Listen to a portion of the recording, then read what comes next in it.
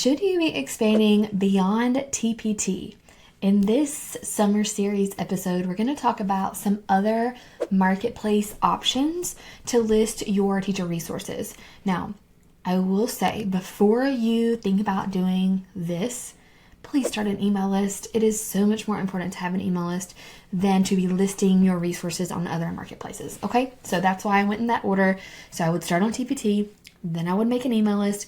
Then you can think about expanding beyond TPT, which is what the last 3 episodes are going to be about. I'm going to give you 3 different options for expanding beyond TPT. So in this episode, we're going to talk about putting your teacher resources that are on TPT, those same exact resources, on other websites. I do this with WooCommerce. So I'm going to start with WooCommerce because that's the one that I am most familiar with. WooCommerce is a plugin for a WordPress site. WordPress, if you don't know, is a way to host your website.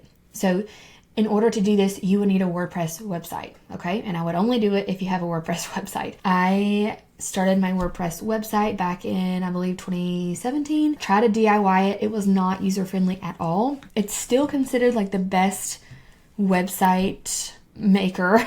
Now, that's not the right tech word, but the best place to have your website for SEO. But I do think that other websites are catching up, like Squarespace, Wix, things like that. But I started on WordPress and it's really hard to move off of WordPress. So here we are. Inside of WordPress, you have all these plugins to add things to your site. So WooCommerce is a plugin. It's just something that you add to your site so that you can sell individual digital products.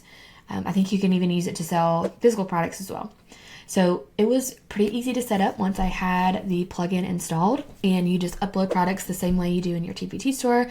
There's a spot for a description. There's a spot for like the cover photo. There's a spot for other photos. And in those, I put my 3 thumbnails, and then sometimes I will save my preview file as pictures and put those in there as well, because there's not an additional spot for a PDF preview like there is in TPT. Some things to think about are TPT says that if you sell on other websites, that's fine. The price just needs to be the same. So I actually have a spreadsheet of all of my TPT resources, the link on my TPT store, and then the link on my WooCommerce site. So it's all there. That makes it super easy if I'm going to be marketing for my store. For example, we just started really getting into Pinterest this year, and so I can easily pin pictures to my own website or TPT or both. One of the reasons I love TPT is because you really don't have to market outside of TPT. You use keywords to get people to your store. Now you can build an email list and send potential and current customers emails to get them to buy, but you don't necessarily have to do a lot of outside marketing because TPT already has traffic. With any of these other platforms that I'm going to be talking about today,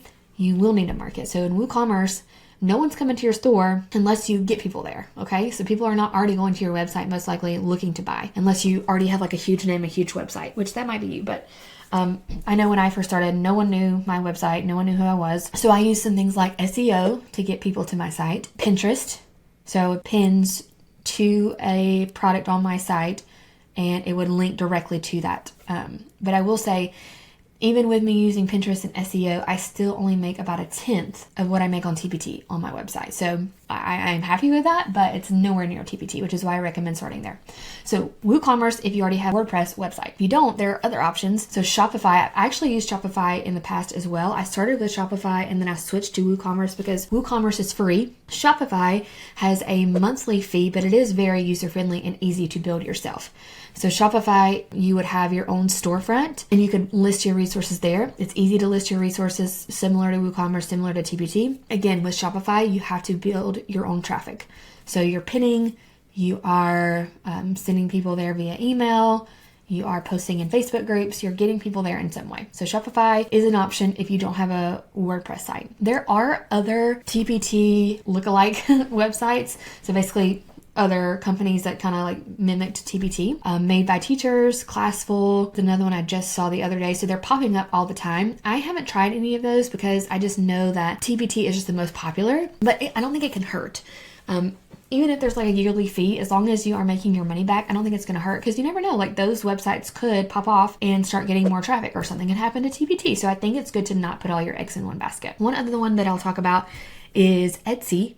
So Etsy is very similar to TPT in that it's a marketplace. It's a very reputable marketplace, but it's not just teachers going to Etsy. It is all kinds of people searching for all kinds of things. So it's not as niche as TPT, but it's a great place to host printables. Classroom decor would do well there. I have contemplated starting an Etsy store.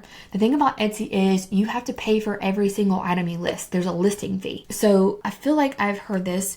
People think that Etsy is cheaper than TPT, or like there's not as many fees. And I actually did some math and it's about the same because of that listing fee, because you have to pay for every product that you list. So I thought about doing an Etsy store. I don't know how much traffic I would get for high school math. I feel like I've mostly seen like elementary planners and printables and classroom decor. Not saying that you can't. So it's something that I want to try. And if I do, I promise I will take you guys along for the journey. I'll definitely make a whole podcast episode about me starting an Etsy store when and if I do. So those are some other options.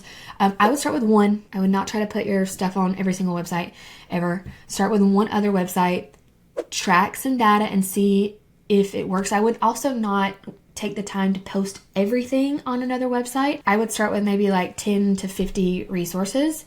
And then if you're making a little bit of money, that could be definitely something that a VA could do. So you video yourself putting one resource on that other website and then send it to a VA and have them do it. That's what I did. I started with maybe 50 of my TPT resources on my own website. I saw that I was making enough money for it to make sense, so I hired a VA to add all of my other ones.